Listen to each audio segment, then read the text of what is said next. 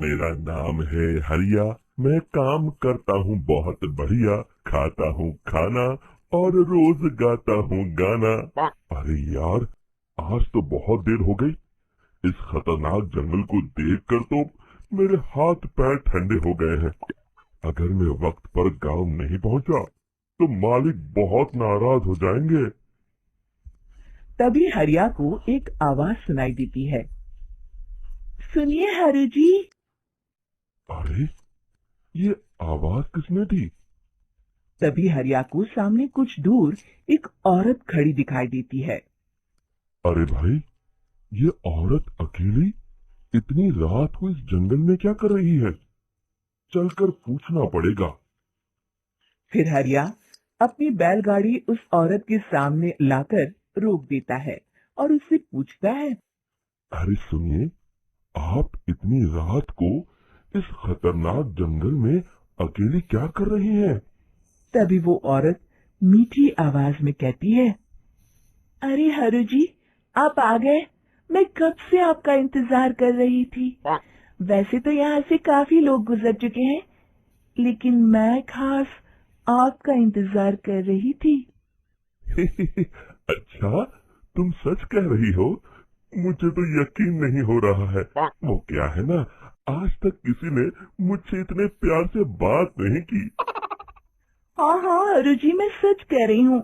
अब देर मत करिए और जल्दी से मुझे मेरे घर तक छोड़ दीजिए। हाँ हाँ, कौन सी बड़ी बात है, अभी छोड़ देता हूँ। आप मेरे पीछे बैलगाड़ी में बैठ जाइए और मुझे रास्ता बताते चलिए। फिर वो औरत हरिया की बैलगाड़ी में बैठ जाती है और हरिया बैलगाड़ी हाँकता हुआ आगे चल पड़ता है। फिर उस औरत के बताए हुए रास्ते पर चलते चलते हरिया बैलगाड़ी लेकर एक काली गुफा के आगे आकर रुक जाता है। हरिया उस औरत से पूछता है। हाँ देवी जी, आपका घर कहाँ है? यहाँ तो एक गुफा के अलावा और कुछ नहीं है। तभी अचानक वो औरत हवा में उड़ने लगती है।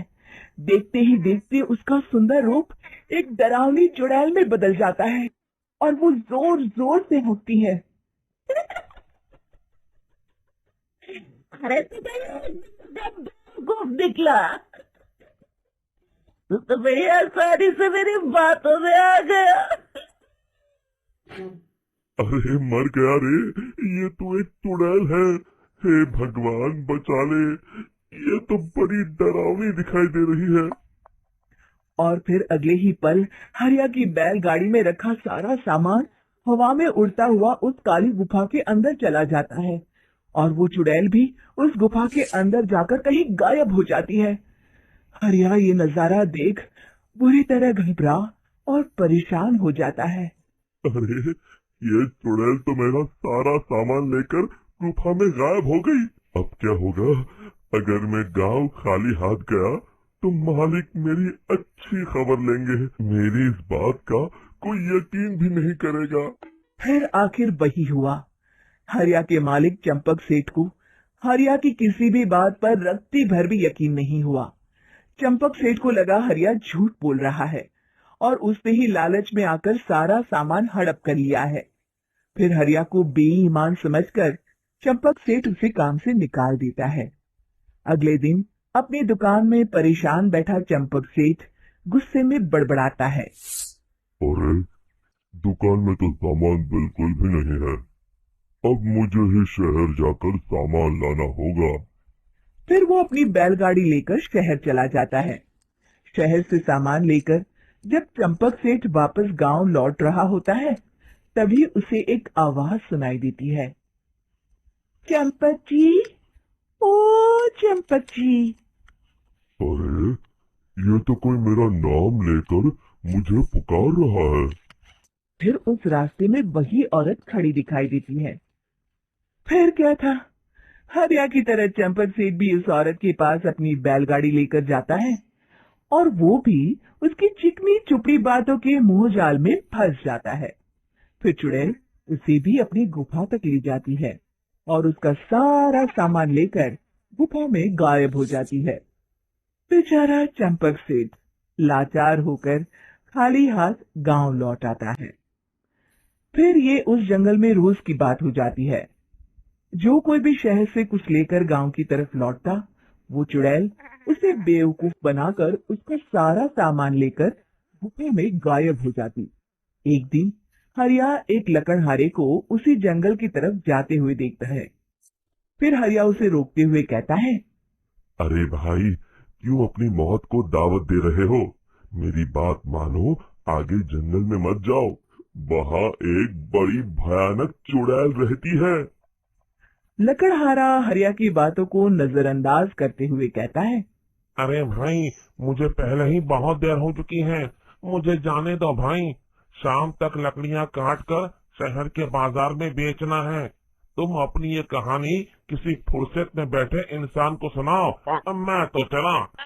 इतना कहकर लकड़हारा वहां से आगे जंगल की तरफ चला जाता है।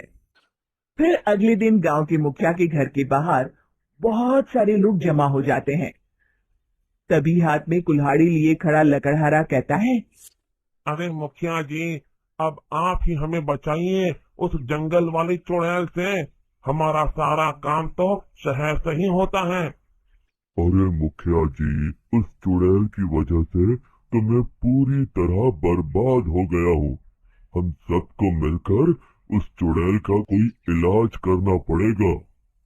तभी भीड़ में खड़ा बीरा कहता है, आप लोग चिंता मत करिए। कल से वो चुड़ैल किसी को नहीं लूट पाएगी। मेरे पास एक बहुत अच्छी तरकीब है। तभी चंपक सेठ उसका मजाक उड़ाते हुए कहता है, अरे तेरा नाम बीरा है तो क्या हुआ? तूने अभी उस चुड़ैल को देखा नहीं है? जाकर अपना काम कर, बड़ा आया। तब मुखिया जी कहते हैं, नहीं नहीं चंपक सेठ, मुझे लगता है हमें इस लड़के को एक मौका देना चाहिए। फिर सभी गांव वाले मुखिया जी की बातों से सहमत हो जाते हैं और वीरा शाम को एक बैलगाड़ी में कुछ सामान लादकर उस जंगल की ओर चल देता है। वीरा, ओ वीरा, कहाँ जा रहा है? तभी वीरा मुड़ के देखता है, वही चुड़ैल एक औरत के रूप में खड़ी है। अरे बहन जी, मैं आपको ही ढूंढ रहा था।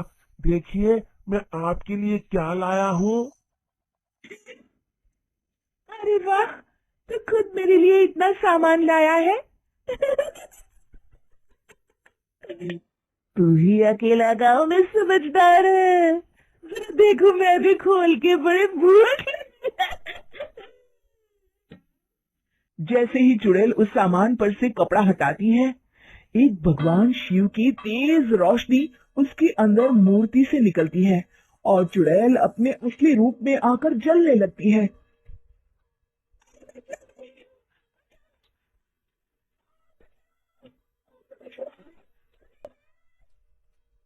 देखते ही देखते वो चुड़ैल राख के साथ उड़ जाती है और सभी गांव वाले भी वहां आ जाते हैं। शिक्षा बुराई पे सदा अच्छाई की ही जीत होती है।